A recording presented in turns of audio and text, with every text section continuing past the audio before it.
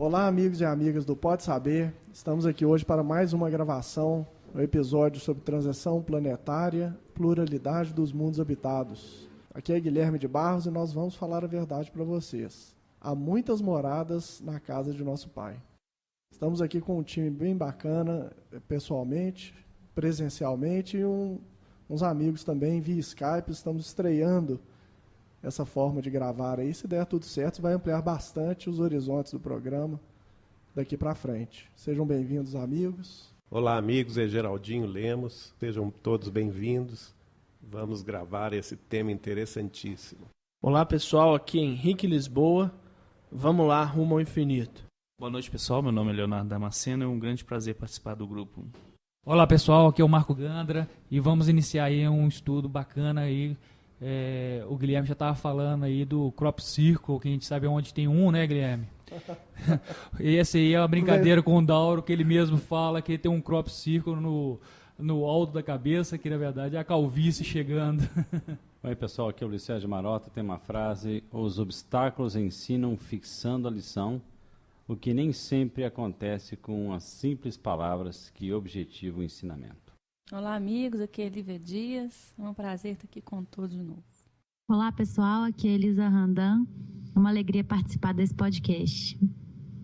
Olá, pessoal, aqui é o Denis Perdigão. É uma alegria muito grande estar junto com vocês. É isso aí, gente. A Elisa e o Denis estão hoje dentro da caixa, né? Dentro da caixa da internet via Skype. Inbox. Mas antes de nós começarmos esse episódio sobre pluralidade dos mundos habitados, vamos aos nossos e-mails e recados. A gente te espera novamente daqui a pouquinho. Eu tenho uma dúvida dessa lista de frases aqui, mas eu não sei se vai ser possível. Leitura de e-mails. Olá, amigos e amigas do Portal Saber. Aqui é o Denis Perdigão. E temos alguns e-mails e recados para vocês. Hoje, infelizmente, não vamos contar com a presença sempre especial da Maria Luísa Perdigão. Convidamos nossos ouvintes a conhecer uma nova ferramenta no Portal Saber, cujo endereço é www.portalsaber.org. Por iniciativa dos nossos colegas Clairton Souza e Gislaine Pedroso, foi criado um novo serviço para auxiliar aos ouvintes do podcast. Esse serviço se chama Referências do Pode Saber. O que é isso? Clairton e Gislaine perceberam que há uma riqueza muito grande de informações em cada um dos episódios, mas apenas pelo título era difícil perceber os conteúdos que eram tratados ali, porque no podcast há sempre uma diversidade de informações. Então eles tiveram a ideia de criar referências para cada episódio, pontuando como uma espécie de sumário os principais pontos que são abordados em cada episódio. Já foi adicionado no Portal Saber um link chamado Referências logo no cabeçalho de nossa página. Clicando nesse ícone, o ouvinte tem acesso às primeiras referências que foram colocadas lá. Até o momento nós temos adicionado as referências relativas ao primeiro programa Recordando o Chico Xavier, o programa que deu início a essa série tão especial que toca tanto os nossos corações. O trabalho está sendo continuado e em breve nós vamos ter adicionado à página outras referências relativas aos demais episódios gravados pelo Portal Saber. Aproveitamos para agradecer o Clairton e a Gislaine por essa importante ideia, por toda a iniciativa e trabalho de colocar essa ideia em prática. Muito obrigado, Clairton. Muito obrigado, Gislaine. Aproveitamos também para pedir aos nossos ouvintes que nos ajudem na divulgação do Portal Saber. Os podcasts e todo o conteúdo produzido no portal tem sido útil a muitas pessoas, inclusive que têm nos reportado por e-mail o quão sensibilizadas e quanto elas têm tirado proveito dos podcasts gravados pelo Portal Saber. Então, se você gostou do nosso trabalho, se você acha o trabalho interessante, nos ajude a divulgar para que mais pessoas tenham acesso a esse conteúdo tão relevante. Como sempre, temos recebido muitos e-mails de muitos colegas do Brasil e do exterior, compartilhando conosco as suas impressões, agradecendo, elogiando ou criticando algo em relação ao conteúdo postado pelo Portal Saber. Dos vários amigos que nos escreveram, eu gostaria de mencionar o e-mail do Jackson Pinheiro. Olá, amigos do Portal Saber. Muita paz a todos. Estou adorando a série Transição Planetária. Assisto várias vezes todos os episódios. Gostaria de sugerir que o Marco Gandra organizasse uma playlist. Jackson, nosso amigo Marco Gandra, nos pede para avisar que essa playlist já existe em forma de feed RSS, que pode ser acessada pelo iTunes, pelos agregadores de podcast para Android ou pelo nosso aplicativo na Play Store. Basta buscar Pode Saber e encontrará o app. Um grande abraço para você, Jackson. Outro e-mail recebido foi o do Léo Carrilho. O Léo nos diz que tem acompanhado o trabalho do Portal Ser desde o início, mas só agora ficou conhecendo o trabalho do Grupo Saber. Ele diz que já ouviu o primeiro episódio, o segundo, e estava iniciando o terceiro. Estava adorando. O Léo mora nos Estados Unidos há 8 anos, é engenheiro nuclear, atua na área e é professor adjunto na Universidade de Colômbia, onde ele obteve o seu doutorado. Léo, muito obrigado por sua mensagem, espero que você continue gostando dos nossos podcasts. Também nos escreveram a Lurdimar Bezerra, o Fábio Damasceno, a Aldamir Maria Carvalho e muitos outros amigos aos quais nós agradecemos.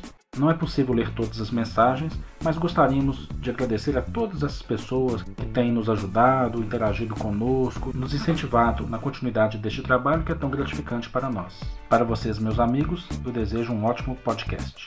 Até mais.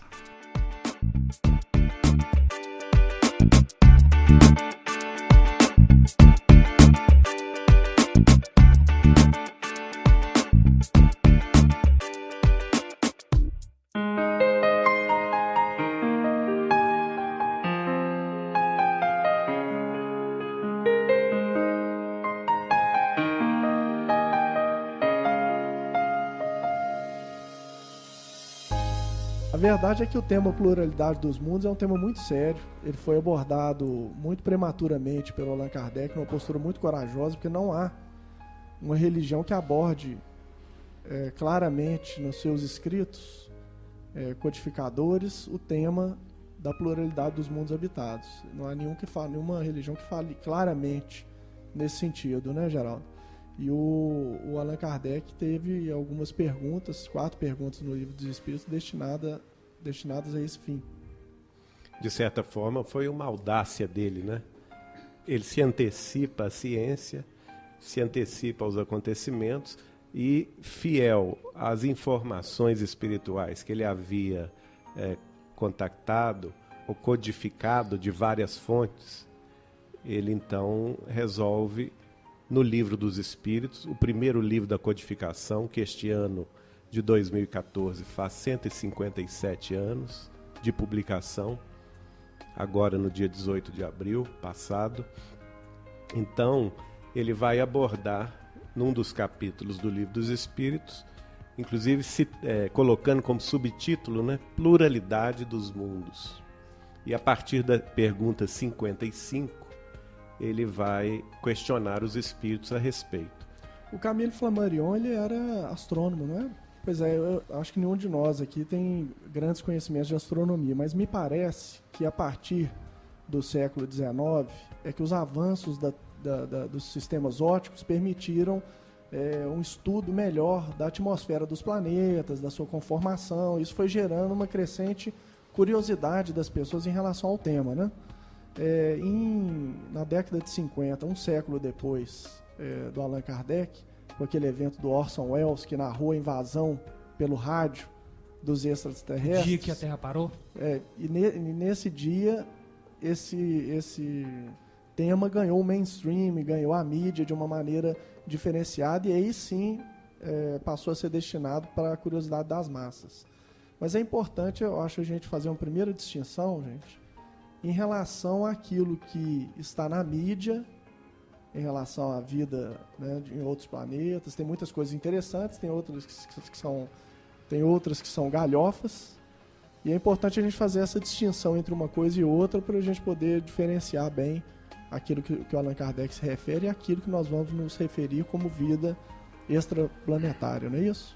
Mas antes de até fazer essa distinção, Allan Kardec vai apenas tratar dos fundamentos do assunto. Quer dizer, ele não vai entrar nos meandros, nos detalhes, nas informações que naquela época estavam disponíveis, nada disso. O próprio Camille Flammarion, que era do Observatório Astronômico de Paris, inclusive ligado à Academia Astronômica da França, não é? Era considerado na época um dos maiores astrônomos, era editor de revistas, estudiosos do assunto.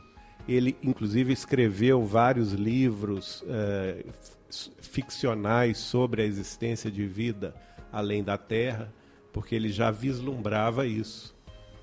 E ele era participante, como espírita, da Sociedade Espírita de Paris e amigo de Allan Kardec.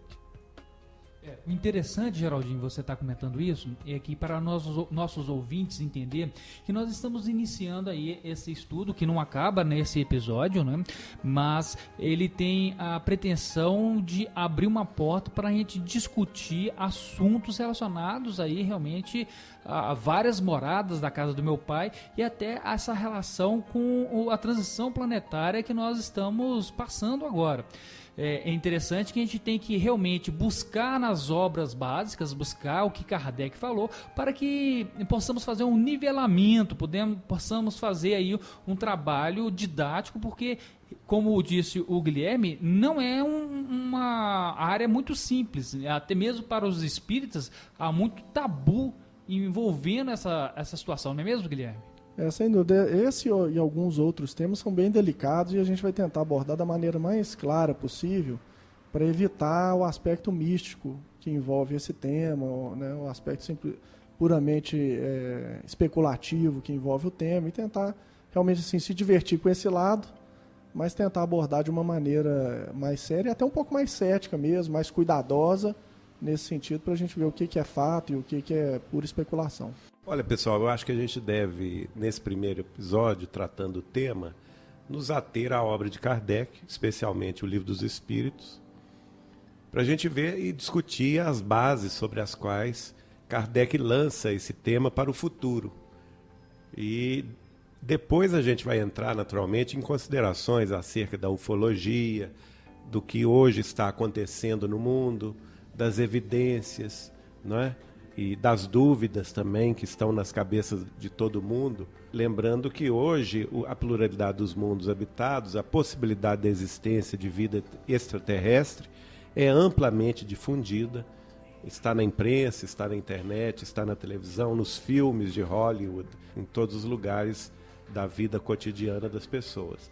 Embora não tenhamos ainda aquela evidência aberta aos olhos de todos, né?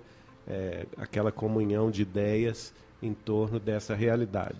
Mas tem sido uma informação corrente na ciência atual a questão da existência de planetas compatíveis em relação a tamanho, distância da sua própria estrela, porque os planetas eram, até pouco tempo, né, se imaginava que existiriam planetas nos sistemas solares diversos, mas não havia uma comprovação. Só com o avanço da telescopia e avanços da computação que permitiam cálculos mais sensíveis e detalhados é que os astrônomos começaram a comprovar a existência de planetas nos diversos sistemas, e aí fizeram um estudo relativamente recente em relação à estatística de quantos planetas estariam mais ou menos numa distância que permitiria uma vida similar à da Terra. E o número, obviamente, é muito grande, porque o número de estrelas é muito grande também.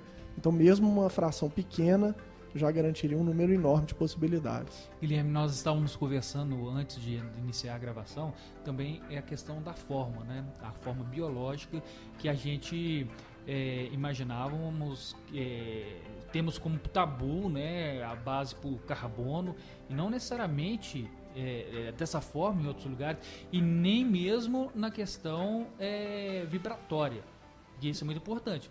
Tem um robozinho lá em Marte que não está prestando nada, mas a própria física quântica hoje, o Dauro vai nos falar bem disso nos próximos episódios, a gente sabe que tem a questão aí vibratória, e o observador cria a realidade. Talvez num mundo fora, como, por exemplo, em Marte, alguma coisa assim, ao olhar para a Terra, está vendo apenas um planeta rochoso, estéril, sem água, sem vida.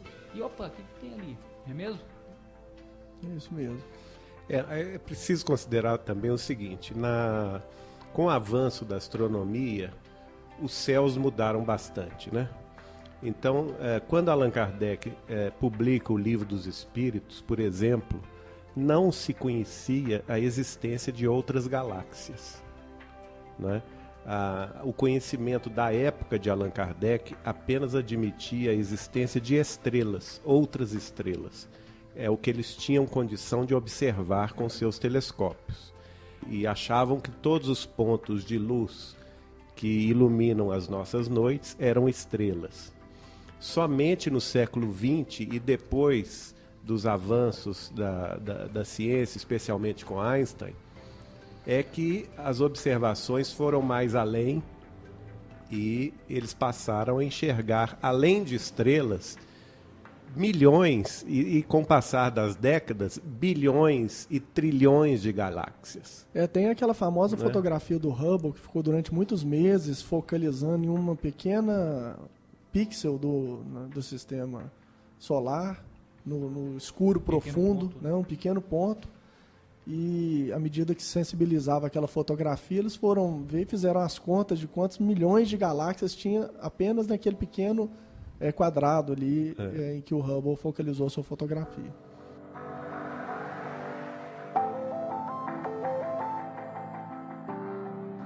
Mas vamos então ao Livro dos Espíritos para a gente discutir o assunto. Na pergunta 55, Allan Kardec indaga os espíritos superiores. São habitados todos os globos que se movem no espaço? Sim, e o homem terreno está longe de ser, como supõe, o primeiro em inteligência e bondade e em perfeição. Entretanto, há homens que se têm por espíritos muito fortes e que imaginam pertencer a este pequenino globo o privilégio de conter seres racionais. Orgulho e vaidade. Julgam que só para eles criou Deus o universo. E comenta Allan Kardec: Deus povoou de seres vivos os mundos, concorrendo todos esses seres para o objetivo final da providência. Acreditar que só os haja no planeta que habitamos fora duvidar da sabedoria de Deus, que não fez coisa alguma inútil. Certo, a esses mundos há de ele ter dado uma destinação mais séria do que a de nos recriarem à vista. Aliás, nada há nem na posição, nem no volume, nem na constituição física da Terra que possa induzir à suposição de que ela goze do privilégio de ser habitada, com exclusão de tantos milhares de milhões de mundos semelhantes. Interessante é o seguinte, que hoje, cada dia mais, nós estamos vendo planetas que têm características semelhantes à nossa. A própria NASA está publicando planetas que estão sendo encontrados que têm condições, pela localização, de ter água, de ter até mesmo a própria vida, como atmosfera, e ter a vida como nós a conhecemos. É muito interessante, porque a gente está falando de um livro de 1857, falando coisas que só nos últimos anos que a gente está tendo respostas. É interessante isso, né? Porque Kardec fala justamente aqui no comentário dele, na última frase, a existência de tantos milhares de milhões de mundos semelhantes. Isso é totalmente visionário.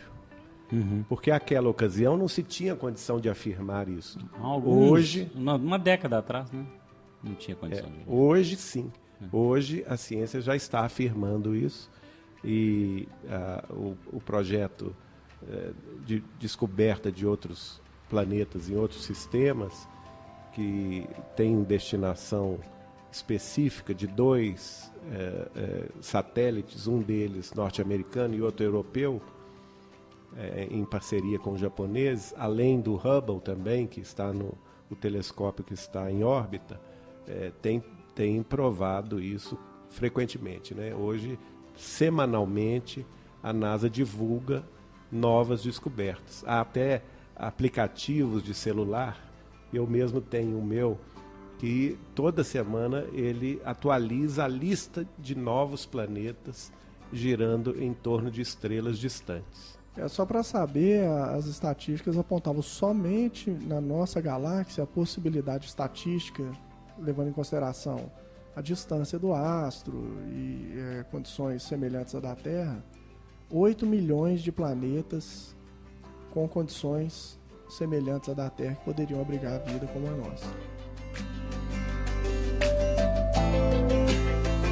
É importante a gente registrar o seguinte: embora os cientistas atuais, os astrônomos, os astrobiólogos e etc., estejam procurando mundos com características de pressão, de temperatura, de distância adequada da sua estrela em comparação com a Terra, eles estão trabalhando dentro de uma ótica de vida, procura de vida semelhante à vida que nós conhecemos na Terra. Mas esse parâmetro, essa discussão, ela é excludente, não é? Ela está restringindo a pesquisa apenas às condições de vida que nós conhecemos como aquelas que habitam a Terra. Vida vegetal, vida animal e vida humana. E aqui na pergunta que Allan Kardec fez aos espíritos, e no seu próprio comentário, ele não se restringe a isso. A gente vai ver na pergunta seguinte, mostrando que outras condições de vida vão existir. Então, embora as previsões que somente na Via Láctea existam 8 milhões de planetas semelhantes à Terra, ou seja, com condições de habitar a vida como nós a conhecemos, isso não significa que os outros bilhões, porque a nossa Via Láctea, os cientistas ainda não têm o número certo, mas especula-se que ela possa ter entre 200 bilhões e 400 bilhões de astros. De estrelas. De astros, exatamente, de estrelas. Ora, só o nosso Solzinho tem pelo menos 8 planetas e dezenas de planetóides girando ao céu ao redor.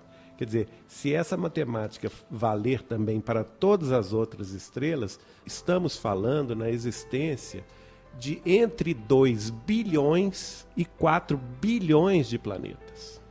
Então, até o número de 8 milhões de planetas semelhantes à Terra é pequeno.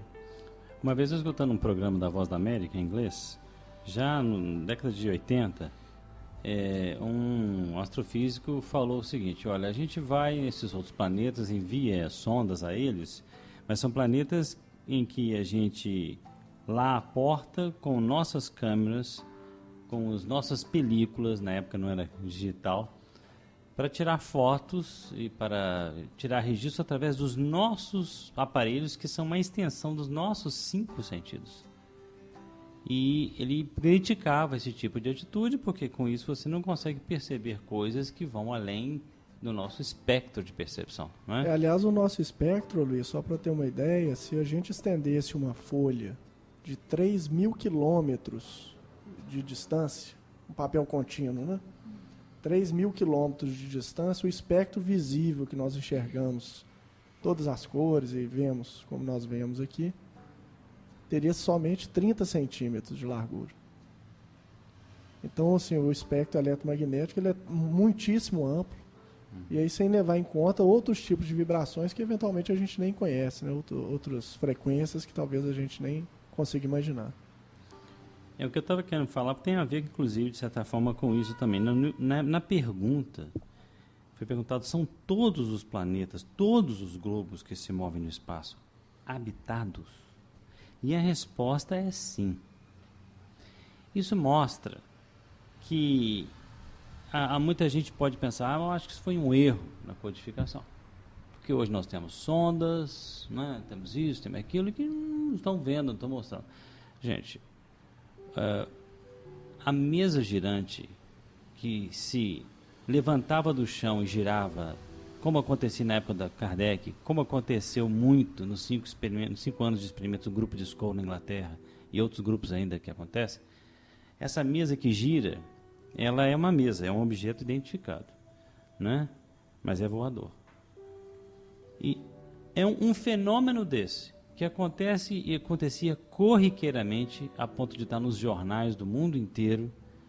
A ciência recusa aceitar sequer a existência desse fenômeno, não olhar para ele, né?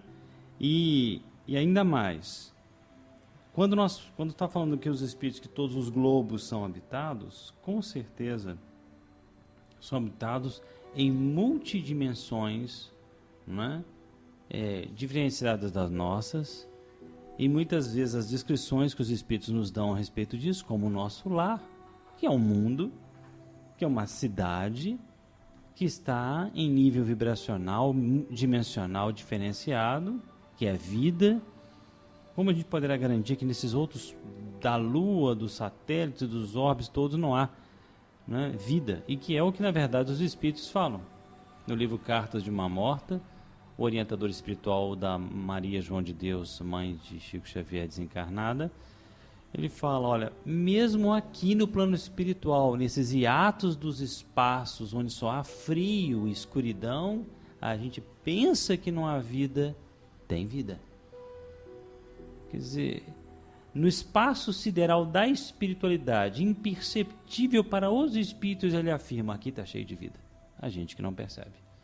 É por isso que a gente vê. Outro dia eu vi na internet uma pessoa que ela colocava em xeque algumas informações dos livros do Chico baseado nas filmagens feitas pelas sondas que foram enviadas para lá e que não detectaram nada, né? E é um sinal claro de que ele não leu, não entendeu algumas das informações presentes na doutrina espírita, como essa da próxima pergunta, na própria codificação, como essa pergunta que vem a seguir. Mas antes dessa pergunta, vamos comentar também essa fala de Kardec, dizendo assim, que nada faz com que a Terra, nem a posição dela, nem o volume, nem o tamanho, nem a constituição da Terra a destacam perante os outros mundos. Naturalmente que ele falava isso em relação aos outros planetas conhecidos, como Saturno, Júpiter, né? Não havia assim um destaque na Terra em comparação aos outros planetas do Sistema Solar, na época dele, que a considerasse especial, né? Só que hoje a gente pode ampliar isso ao infinito, porque hoje nós sabemos da existência de inúmeras, milhares, bilhões de galáxias. Quer dizer, a Terra virou quase um nada, né? Quase uma poeira cósmica, diante da imensidão, do infinito, dos universos, dos multiversos. Quer dizer, nada indica que nós somos especiais. Eu diria, aliás, nem mesmo a pretensa inteligência da Terra indica que nós somos seres inteligentes. Exatamente. Fato. Vamos botar aqui os pingos nos is, porque os espíritos dizem que se a gente tem algo de especial é a nossa ignorância, extremo egoísmo e orgulho. No livro da Carta de uma Morta, o espírito orientador dela chega a dizer que nós estamos num planeta que é um dos lugares mais egoístas do universo.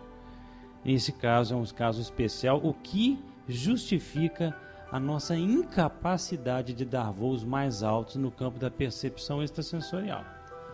Porque num planeta dessa magnitude, desse nível de criminalidade e vamos dizer assim, de subalternidade espiritual em que vivemos, recursos de visão espiritual, de acesso a verdades extrafísicas, têm que ser muito reduzidos, né? Fazendo com que a gente seja aquele serzinho ainda muito humilde, muito rastejante, em que essas mais evidentes experiências, inclusive extrafísicas, são temerariamente negadas pela ciência oficial do mundo, por exemplo, até hoje, coisa que o mundo inteiro vive, evidências que já estão aí a mãos cheias para o mundo inteiro viver, e a nossa ciência, os nossos acadêmicos e as autoridades ainda virando os olhos para isso, que seria a solução para a humanidade. Quer dizer, um planeta desse nível, né, mostra que a gente tem que ter mesmo limites, né? Porque com esse nível de orgulho, com esse nível de vaidade, você ter acesso a verdades extrafísicas, não sei se você lembra, Guilherme, quando você esteve aqui no congresso com o pessoal de transcomunicação instrumental, você lembra disso? A questão da transcomunicação instrumental já estava arrefecendo muito, porque a notícia que vocês me deram, eu já tinha sabido por outras fontes, né? É que as grandes empresas multinacionais estavam comprando os esquemas de aparelhos desenvolvidos por médiuns e por cientistas europeus para comunicabilidade com os espíritos para ganharem fortunas em cima daquilo. Assim, né? Converse com o seu irmão no além por apenas $1 milhão. Quer dizer, um planeta nessa magnitude tem condição de acessar de forma generalizada a mediunidade, o conhecimento superior, a comunicabilidade com outros povos, com a fraternidade universal? Nós achamos que é difícil. Daí a imperiosa evangelização da Terra, para que a gente possa tentar respirar um ar de maior, como dizia o Chico, né? Para a Terra começar a fazer parte da comunidade universal de uma forma, porque até hoje nós somos esse sítio, essa rocinha do sistema solar, que as coisas mais rudimentares não podem aqui ser discutidas e nem, né, devido aos nossos maus interesses, né? Aliás, o elemento da arrogância e da prepotência, ele é algo que poderia afetar essas observações também, né, levando em consideração aquilo que nós conhecemos da doutrina espírita, sobretudo os exemplos que tem nas obras de André Luiz, é de que a comunicação existe, mas muitas vezes ela não é percebida. Se você citou aí, Luiz, um aspecto da transcomunicação, e também um outro fator que existia na época é que os cientistas, muitos deles, a maioria europeus, eles falavam que não entendiam, mas que parecia que a disposição do grupo influenciava na captação das informações pelos meios digitais, nos meios, pelos equipamentos que eles dispunham. Então, que de alguma maneira a sintonia do grupo parecia influenciar na qualidade e na intensidade das mensagens recebidas por meios eletrônicos. E da fidelidade também. E da fidelidade também. Então é interessante. Será que isso também não acontece com comunicações extraterrestres? Será que eles não estão comunicando, mas talvez há uma dificuldade nossa, até pela nossa arrogância e prepotência, em perceber essas mensagens? Então, é possível, sim. Bom, na sequência, então, a pergunta 56 de Allan Kardec diz o seguinte: a constituição física dos diferentes globos é a mesma? E a resposta sucinta é não.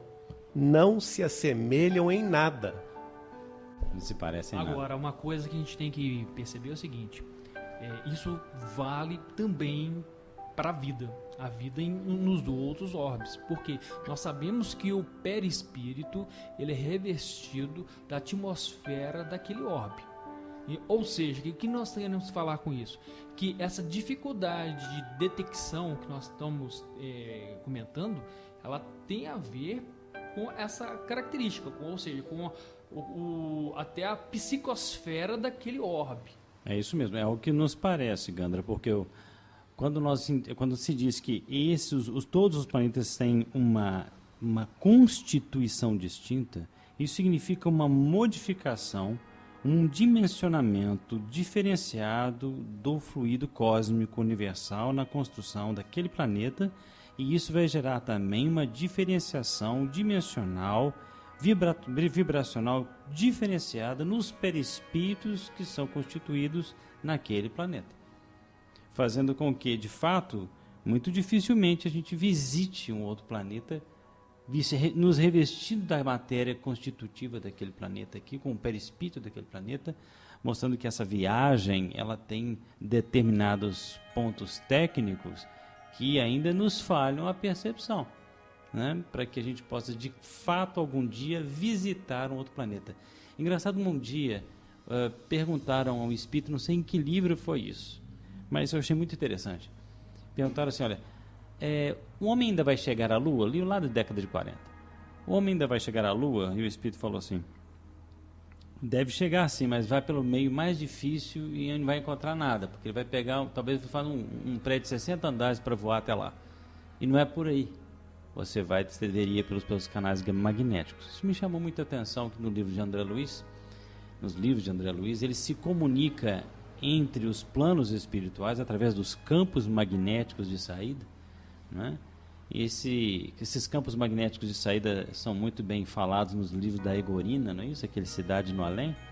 No prefácio, né, do livro Cidade no Além, que foi dado por André Luiz através do Chico, ele vai citar, por exemplo, que esses campos de saída estão mais próximos das águas. Isso. Não, e é interessante, porque muitos encontros que eu já tive com espíritos em saída do corpo e em sonho, era perto de uma praia, Aliás, onde é que o Chico se encontrou com o Emmanuel pela primeira vez? Também. Foi no açude, né? Perto do açude. Perto do açude, quer dizer, a questão da água, isso tudo é muita coisa para a gente pesquisar, mas eu acho isso tudo muito interessante, porque para a gente começar a tirar um pouquinho desse padrão, como o Guilherme estava falando, de tentar observar os outros planetas só mesmo na base do telescópio, da nossa espaçonave que vai até lá, nesse espaço frio, escuro, sem realmente a gente se adaptar. Eu assisti uma vez um filme americano que achei muito interessante. O filme era um lugar que parecia uma roça, mas era a Terra no futuro, né? Mas eram todas pessoas muito adiantadas. Aí eles falaram, hoje nós vamos visitar o planeta tal. Eu fiquei olhando assim, olha, no filme, como? Mas parece uma roça, como é que eles vão visitar o planeta tal? Mas eles iam dormir, saíam do corpo e visitavam Júpiter, visitavam, né? Um filme antigo. E usando equipamentos mesmo, eu acho que um filme que retrata muito bem essa possibilidade, usando, no caso, um transporte físico, é aquele filme Contato. Eu estava me lembrando dele agora. Né? E dando um spoiler gigante do filme, mas no final, quem não viu, infelizmente vai tomar esse spoiler aí do filme. Mas no final ela faz uma viagem longa nesse aparato, nesse transporte, e na nossa percepção de quem ficou na Terra, não passa tempo algum. E para ela passou um tempo considerável naquele transporte, porque certamente já está indo por uma dimensão que é diferente daquela que nós estamos. E as consequências, né, Guilherme, morais daquilo ali do filme são muito legais. São muito legais e muito interessante como é que mostra como é que nós não temos capacidade ainda, muitas vezes popular, né, de uma verdade dessa magnitude ficar tranquila para todo mundo, porque foi um escândalo, a mulher teve problemas graves porque ela teve aquele contato, a ciência pirou, né, os cientistas começaram no filme tem um teólogo, né? Dizem que no livro o diálogo da cientista com o teólogo são muito mais profundos e mais bem elaborados, mostrando exatamente essa luta e essa dinâmica da fé e da razão, né, na busca por vida inteligente fora do nosso planeta. Luiz, você comentou aí realmente de o planeta ainda não está adequado para receber essas informações.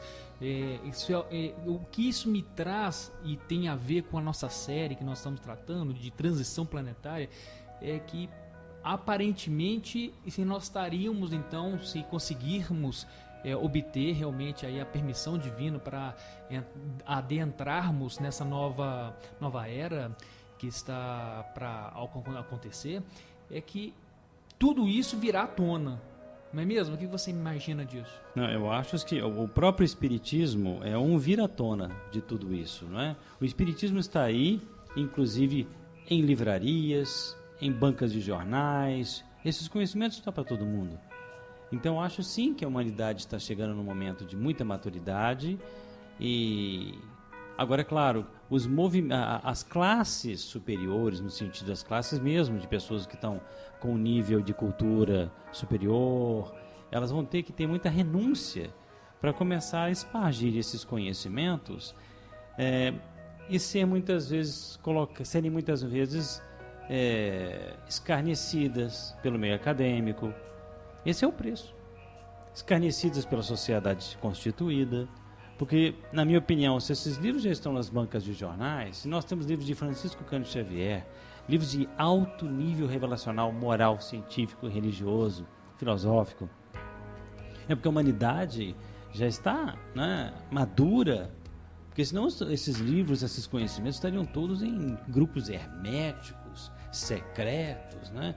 Essa época, eu acho que em si acabou, é claro, o Espiritismo é altamente didático, ele não quer violentar ninguém com seu conhecimento, ele não quer violentar consciências, por isso a reencarnação, por exemplo, tem que ser muito bem explicada e muito bem estudada, porque ela pode cometer, a pessoa pode cometer muitos enganos se ela sabe pouco disso. Agora já está aí a explicação.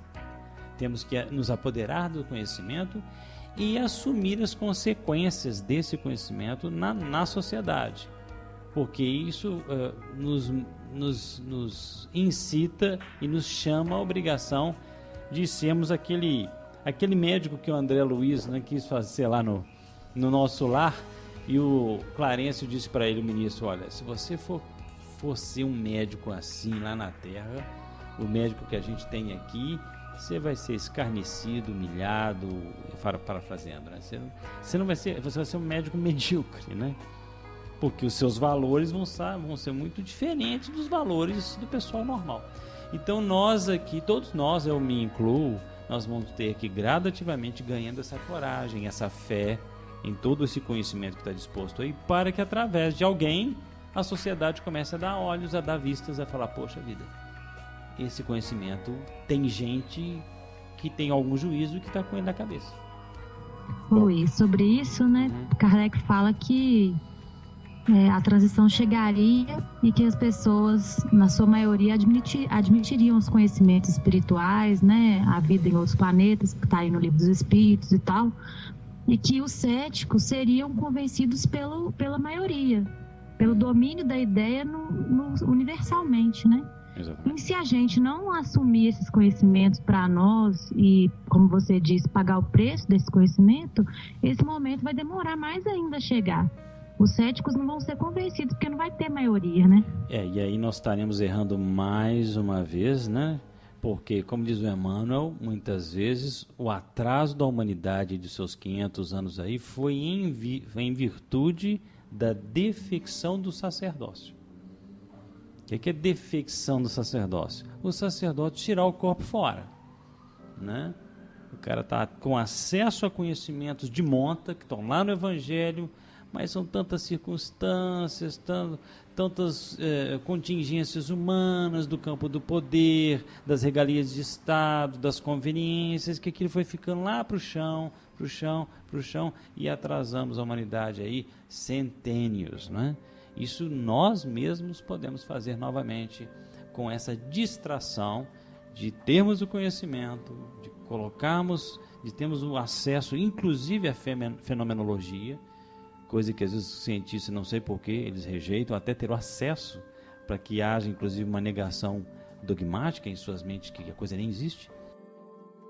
Mas isso aí nos dá aquele ensejo de que a gente não perca tempo. Por isso nós estamos aqui hoje, né? Todos nós tentando passar para a humanidade dizendo, a coisa é assim, e quem for lá conferir vai entender, né? Os livros estão todos publicados. Nós estamos aqui no Brasil, vocês, quem está me escutando, está escutando em português. Olha, há países aí que dariam, sabe, a vida por termos a quantidade de livro sob uma mediunidade tipo do Chico Xavier, de tal alto nível, né, de fidelidade, de moralidade superior. E a gente tem toda essa ferramenta aí, eu não sei, né, se Deus quiser a gente está fazendo bem, mas seria bom de poder se dedicar mais, né, e tudo mais.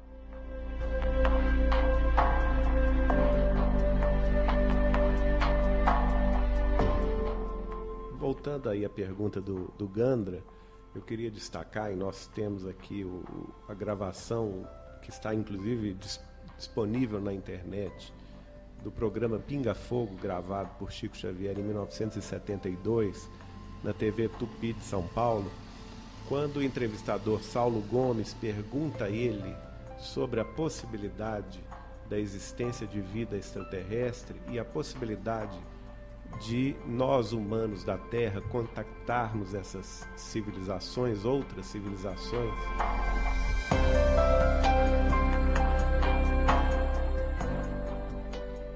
O Luiz Lopes, que é o nosso companheiro da TV Globo, nos honra com a sua presença. Muito obrigado. E encaminha uma pergunta ao Chico Xavier. Chico, é o companheiro da Globo que formula esta pergunta. Nossa humanidade assiste neste momento a mais um lance dramático da corrida espacial, quando a Apolo 15 se encaminha para a Lua. Acreditam os mestres espirituais de Chico Xavier, se ainda em nossa atual civilização o homem poderá entrar em contato com civilizações de outros planetas? Estamos subordinando a resposta ao mesmo critério com que foi estruturada a informação para a nossa estimada entrevistadora que falou sobre a nova era. Se não entrarmos numa guerra de extermínio nos próximos 50 anos, então nós podemos esperar realizações extraordinárias da ciência humana partindo da Lua.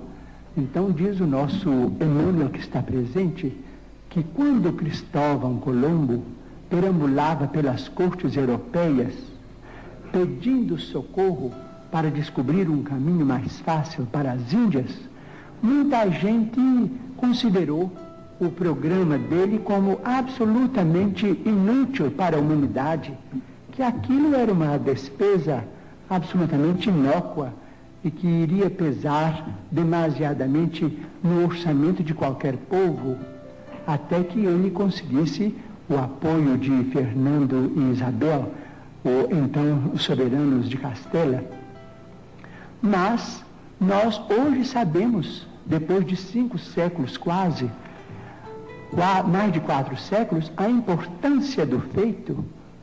Então nós não podemos também acusar os nossos irmãos que estão se dirigindo à Lua para pesquisas que devem ser consideradas da máxima importância para o nosso progresso futuro, porque as despesas efetuadas com isso serão naturalmente compensadas talvez com a tranquilidade para uma sociedade mais pacífica na Terra, porque se não entrarmos, por exemplo, num conflito de proporções imensas, então na Lua é possível que o homem construa as cidades de vidro, as cidades estufas, onde cientistas possam estabelecer pontos de apoio para a observação da nossa galáxia.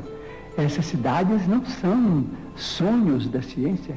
Essas cidades, naturalmente, com muito sacrifício da humanidade terrestre, podem ser feitas e provavelmente, vamos dizer, vai se obter azoto e oxigênio e usinas, vamos dizer, de alumínio e formações de vidro e matéria plástica na própria Lua para a construção desses redutos da ciência terrestre.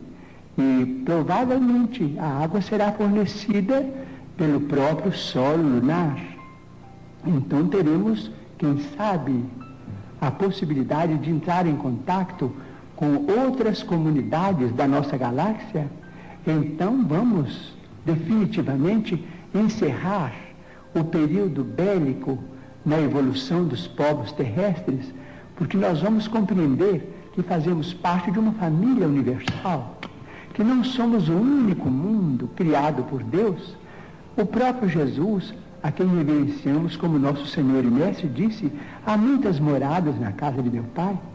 Portanto, nós precisávamos prestigiar a paz dos povos, a tranquilidade de todos, com o respeito de todos, com a veneração máxima pela ciência, para que nós possamos oferir esses benefícios no futuro, talvez mais próximo do que remoto, se nós fizermos por merecer.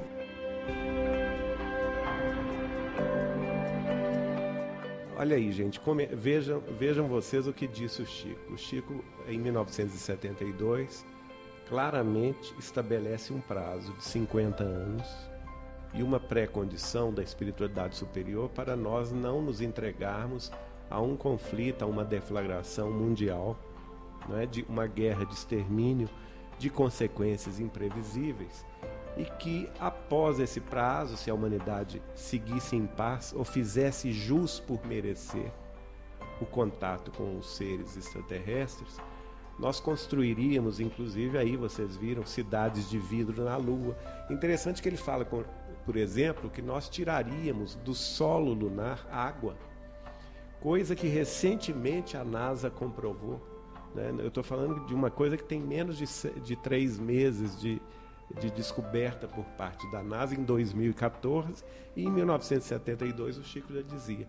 E que dessas cidades de vidro que nós construiríamos na Lua, nós teríamos condição de contactar, segundo ele aqui falou mesmo, as outras civilizações, não só de nossa galáxia, como também ele fala de outras galáxias. E nós sabemos que recentemente Não, comparando com a época que o Chico disse isso, a NASA tem esses projetos mesmo.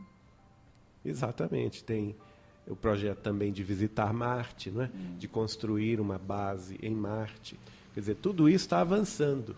O Geraldo, dentro da pergunta do Gandra também, o que eu acho que é uma coisa marcante para a questão da transição planetária é a humanidade terrestre se descobrir pertencedora de uma comunidade mais ampla em que os valores éticos e morais são compatíveis com aqueles de todas as doutrinas espirituais sérias que existem no planeta, do amor ao próximo, do respeito às diferenças, né, do desenvolvimento espiritual humano para o progresso das sociedades, enfim, esse ingresso nessa comunidade mais ampla é como um infante ser admitido, né, numa sociedade de adolescentes e adultos para um maior nível de aprendizado, digamos assim. Guilherme, eu acho que é o seguinte também.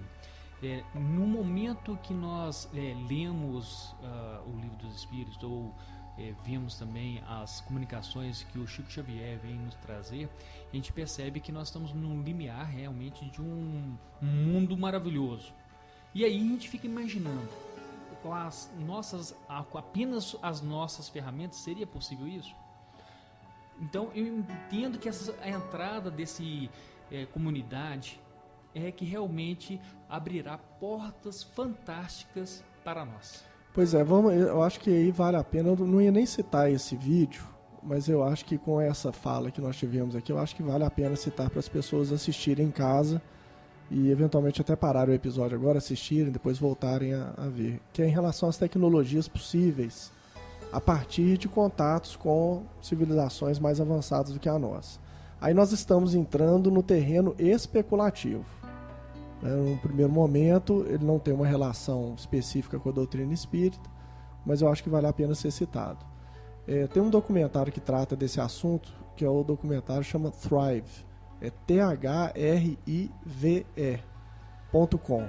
Então, se vocês entrarem no thrive.com, vocês vão ver um documentário muito interessante sobre um modelo físico-matemático baseado no duplo torus, que é bem explicado e bem detalhado, e tem uma parte desse documentário, inclusive, que mostra a possibilidade de que comunidades extraterrestres estejam trazendo um pouco dessa tecnologia para permitir, por exemplo, coisas que hoje parecem fantásticas. E aí eu quero lembrar os amigos dos primeiros humanos que desejaram voar, por exemplo, né? Imaginavam ganhar os céus, e quantos séculos não foram necessários até que o homem de fato conseguisse ganhar os espaços. E se a gente vê a tecnologia toda embarcada num avião hoje, ou numa nave que faz uma visita à Lua, por exemplo, é inacreditável os avanços que foram conseguidos em menos de 50 anos. Exatamente, a gente pode ver a revolução que a física quântica nos trouxe. Sim, com a microeletrônica, por exemplo, celulares. Então a gente pega coisas do campo da fantasia, como Star Trek. Computadores. E aí a gente pega um celular dos primeiros, que foi o StarTAC, que foi inclusive uma homenagem. Ele era aquele comunicador, literalmente aquele comunicador que o Capitão Kirk usava para comunicar com Scott, né, para teletransporte. Então as coisas que nós imaginamos, muito possivelmente podem ser concretizadas. E há aqueles que afirmam que já foram concretizados. Para vocês terem uma ideia, um exemplo, nesse vídeo que vocês vão ver dessa tecnologia do duplo torus, há um cientista que ele foi discípulo, aprendiz do Otis T. Carr, que foi um físico, um cientista da década de 50, que dizia que já tinha conseguido produzir naves que voavam livres da força da gravidade da Terra. E essas pesquisas aí entram na teoria da conspiração, foram subtraídas pelos governos, pelo governo norte-americano, enfim. Tirando fora essa especulação, é bem interessante notar a similaridade, Luiz, em relação à tecnologia proposta com aquilo que nós vemos nos livros do André Luiz. Segundo os cientistas que pesquisam essa forma de energia do duplo torus, eles dizem que um aparato que produz esse campo eletromagnético, se você colocar esse campo eletromagnético na mesma frequência, por exemplo, do campo da Terra, você então é liberado da atração da gravidade. E uma tecnologia que está nos livros do André Luiz que a gente vê, o do Aeróbus, que muitas tecnologias estão previstas lá, como TV de plasma, internet e outras, mas o aeróbio a gente ficava pensando, nossa, a gente parece tão distante de conseguir essa tecnologia, no entanto, há cientistas que dizem que nós já temos aí alguns modelos teóricos para experimentar e poder concretizar isso. Inclusive no livro Os Mensageiros, ele cita um aparelho de transporte entre o mundo espiritual e a Terra, que era baseado em repulsão eletromagnética. Esse aprendiz do Otis TK, ele chama John Ring, e ele diz que se você colocasse esse aparato, esse campo eletromagnético na mesma frequência, por exemplo, do planeta Marte, você seria atraído quase que imediatamente para a atmosfera daquele planeta. Então a ideia é de que, modelando esse campo eletromagnético, produzindo frequências diferentes, você consegue feitos inacreditáveis. Agora, vamos voltar mais uma vez nesse assunto, a resposta dos espíritos superiores a Allan Kardec, dizendo que a constituição física dos outros mundos, da vida em outros mundos, não se assemelha às condições físicas da vida na Terra. E que, portanto, daí a gente pode derivar e concluir que nós podemos ter inúmeras formas de vida baseada em outros níveis energéticos, outras associações, inclusive de matéria, porque no caso nosso é carbono, hidrogênio, oxigênio e nitrogênio, né? Mas a ciência já especula hoje a existência de vida, por exemplo, com o silício, que é um dos elementos da tabela periódica, né? Então, há aí uma diversidade imensa, né? Até porque a gente pode imaginar que a tabela periódica que nós observamos é a tabela associada à vida e à dinâmica energética do nosso planeta. Do nosso, exato. A gente pode ter uma tabela que seja um passo contíguo a essa, que tem elementos completamente diferentes, que nós não conseguimos detectar, porque nós produzimos todos os instrumentos que nós utilizamos para medir e verificar, são instrumentos baseados, né, na nossa própria tabela. Sendo especulativo novamente, né, nós estamos falando que a matéria é energia, e a energia ela é visualizada, não, ela é presente em formas de onda. Então, onda trabalha de forma contínua, não de forma discreta. Então, a tabela periódica ela é a representação discreta de elementos. Isso não tem muito a ver com o pensamento que a gente tem hoje de energia. Que aí, no caso, nós estaríamos falando de um conjunto contínuo, ou seja, nós teríamos uma infinidade de nuances entre um elemento e o outro. Por exemplo, diversas tabelas dentro de uma só, né? Naqueles intervalos entre os elementos, nós podemos ter outros constituídos que escapam aos nossos sentidos e às nossas mensurações. Né? Para o pessoal entender, por exemplo, um dado discreto seria dia. 1 dia, 2 dias, 3 dias. Isso é um dado discreto. Mas o contar da hora, do tempo, ele é contínuo. Fluido. Então, é fluido. Então, não tem um dado discreto. Eu estava pensando, então, na superioridade da resposta dos espíritos para o Kardec, porque eu fico vendo, eu vejo quanto que para o Kardec, o interesse dele, dos espíritos que estavam ligados ali na época, o grupo dele, era de saber se tinha algum planeta parecido com o nosso. E os espíritos não iam responder isso naquela época, mesmo hoje a ciência chegando à conclusão que tem planetas parecidos com o nosso.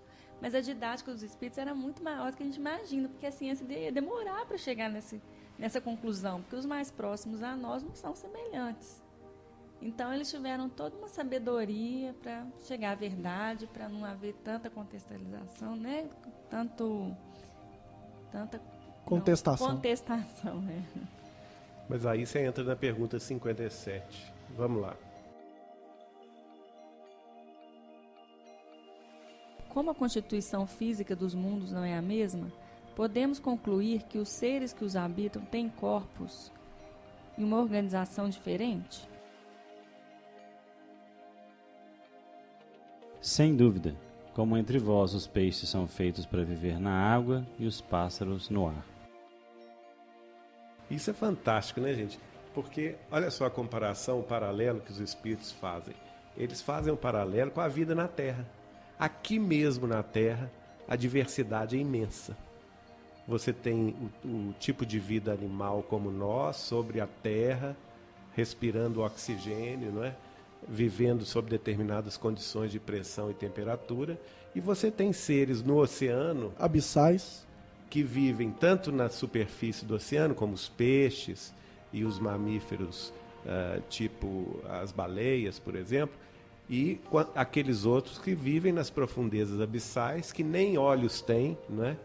Que se localizam por sistema de radar, por exemplo, um sistema orgânico de localização, completamente distinto do nosso sistema de percepção. Alguns possuem luz própria, né? Quimicamente produzida. Lá no meio da escuridão das fossas abissais dos oceanos. Recentemente, os submarinos teleguiados foram visitar, por exemplo, vulcões submersos e, para surpresa deles, encontraram, junto à lava saindo das aberturas vulcânicas submarinas, encontraram vida, e vida em profusão, né?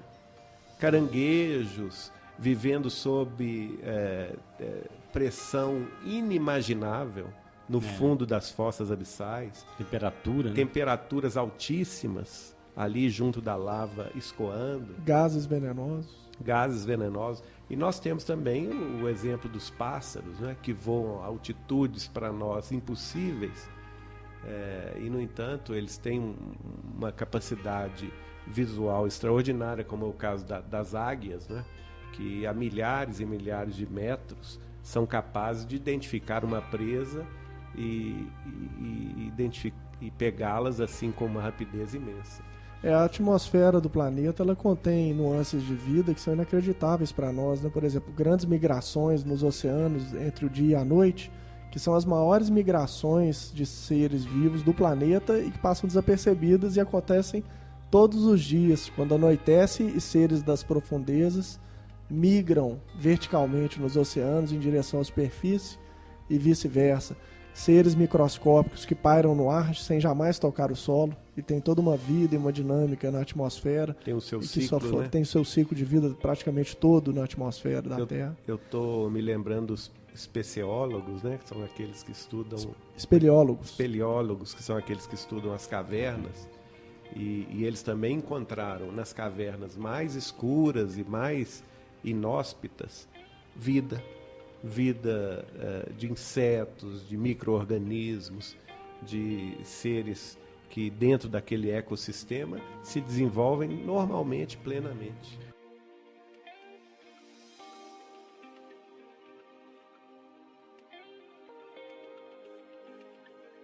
Voltando ao que o Marco Gandra tinha nos perguntado antes, achei interessante, porque se nós conseguirmos, através de uma nova mentalidade científica, uma nova mentalidade social, nos desvencilharmos desses sentimentos primitivos, de orgulho, de vaidade, que Jesus veio para isso, né? Nós conseguiremos grandes progressos, como talvez o Chico estivesse já prevendo aqueles 50 anos. Eu lembrei aqui da pergunta 74 do livro Consolador, perguntaram a Emmanuel: o homem científico poderá encarar com êxito as possibilidades de uma viagem interplanetária? E o Emmanuel respondeu o seguinte: pelo menos enquanto perdurar a sua atitude de confusão, de egoísmo e rebeldia, a humanidade terrestre não deve alimentar qualquer projeto de viagem interplanetária. Que dizemos do homem que, sem dispor a ordem na sua própria casa, quisesse invadir a residência dos vizinhos? Se tantas vezes as criaturas terrestres têm menosprezado os bens que a providência divina lhes colocou nas mãos, não seria justo circunscrevê-las ao seu âmbito acanhado e mesquinho? O insulamento da terra é um bem inapreciável. Então, à medida que nós realmente começarmos a fomentar em nós, nas ciências, né, nas universidades do mundo, um outro tipo de paradigma. Nós falamos aqui sempre, porque somos espíritos, do paradigma de Jesus Cristo, que é o máximo, é o top de linha. Mas todo paradigma que for nessa direção, na direção do não egoísmo, da não vaidade, se nossos cientistas começarem a se curar psicologicamente do orgulho, do ranço, da competitividade, poxa, nós podemos fazer desse planeta um lugar maravilhoso, porque poderemos ter acesso. E eu acredito que hoje na humanidade já há correntes de pessoas, né, que estão querendo, mesmo não tendo às vezes crença, não tendo, mas a lógica é tão forte, né? A lógica das coisas, a lógica da vida, da natureza, vai nos descortinando essas verdades cristãs, desde a época do Cristo, mas de uma forma mais clara.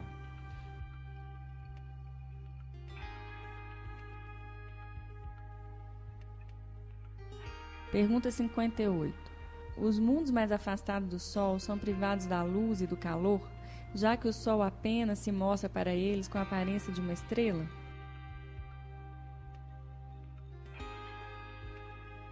Acreditais então que não há outras fontes de luz e de calor além do Sol, e não considerais o valor e importância da eletricidade, que em alguns mundos desempenha um papel que vos é desconhecido, e muito mais importante do que na Terra? Aliás, já dissemos que os seres desses mundos não são nem da mesma matéria, nem têm os órgãos dispostos como os vossos. E Allan Kardec comenta: as condições de existência dos seres que habitam os diferentes mundos devem ser aprimoradas ao meio em que vivem. Se nunca tivéssemos visto peixes, não compreenderíamos que seres pudessem viver na água. É assim em outros mundos, que contêm sem dúvida elementos que nos são desconhecidos.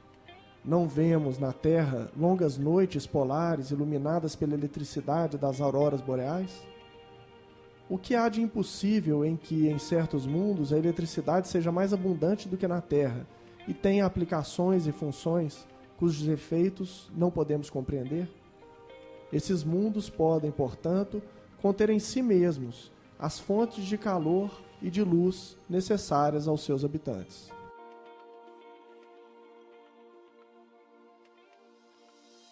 Eu achei incrível, porque foi exatamente o que nós falamos anteriormente em relação a outras substâncias, outros elementos diferentes, o papel de outras energias preponderantes naquele planeta que não na Terra. É fantástico essa antecipação, não é?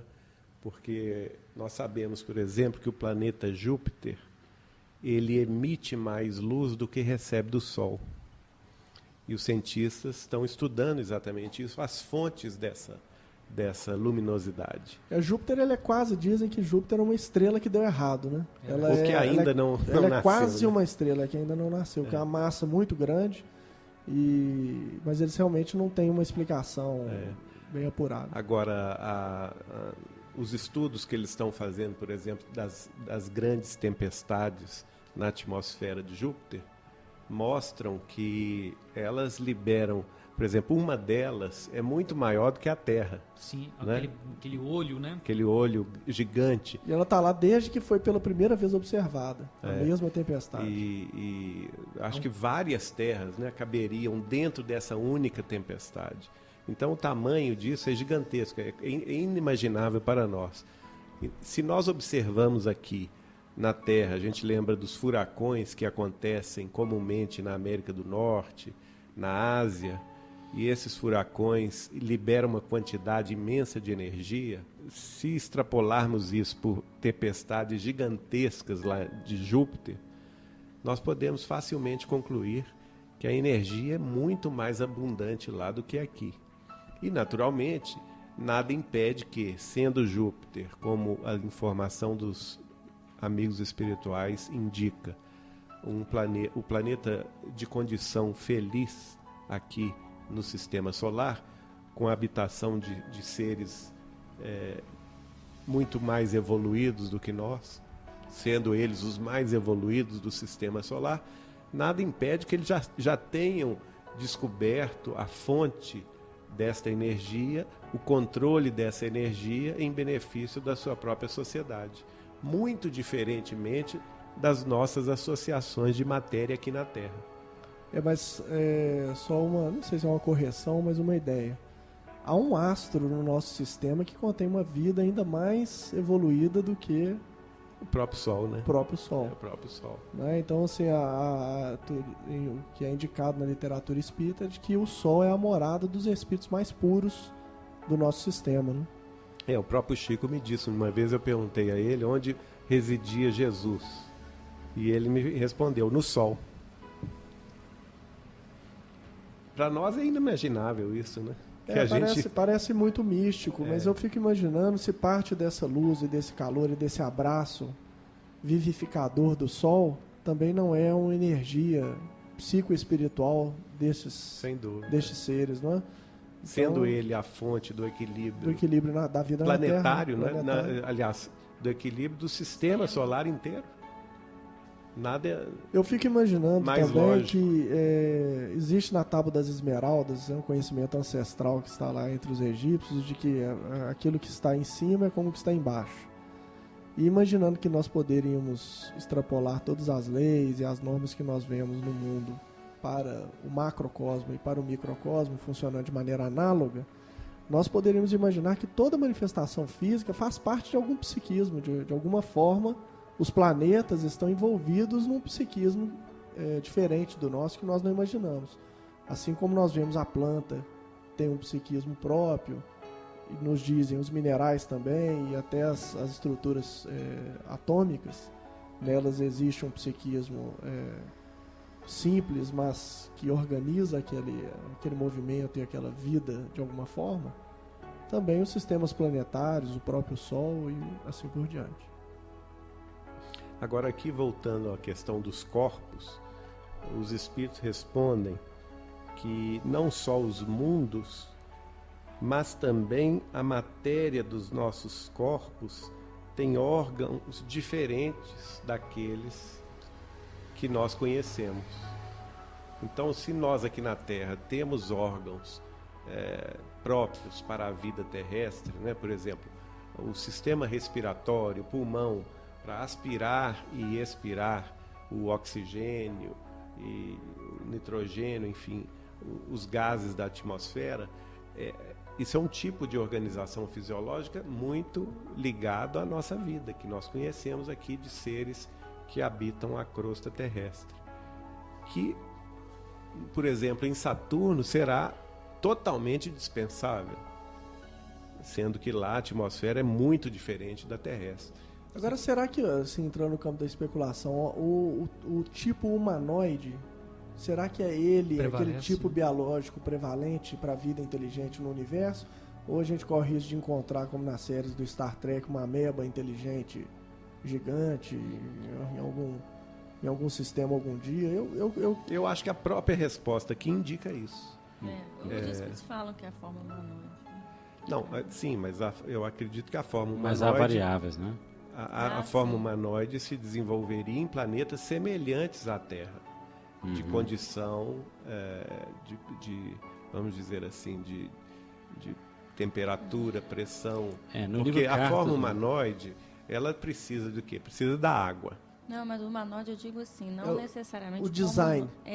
Exatamente. O design, com braços, com pernas, o humanoide nesse sentido, Geraldo. Eu creio que ele seja um design que favorece. Mas aqui para as nossas reflexões, eu fico imaginando assim, por exemplo, os braços que permitem manusear objetos, favorecem o nascimento da inteligência, enfim. Uma pergunta sobre isso mesmo. Eu acho difícil imaginar. Não sei se no livro do Consolador ou no livro dos Espíritos fala que é um humanoide mesmo. Só que tem no livro Carta de uma Morta, tem um ponto que a Maria João de Deus começa a achar um pessoal meio monstruoso. Quando ela visita Saturno. Saturno. E eles acham... E o cara fala assim, simplesmente você não está acostumado com os elementos analógicos do planeta.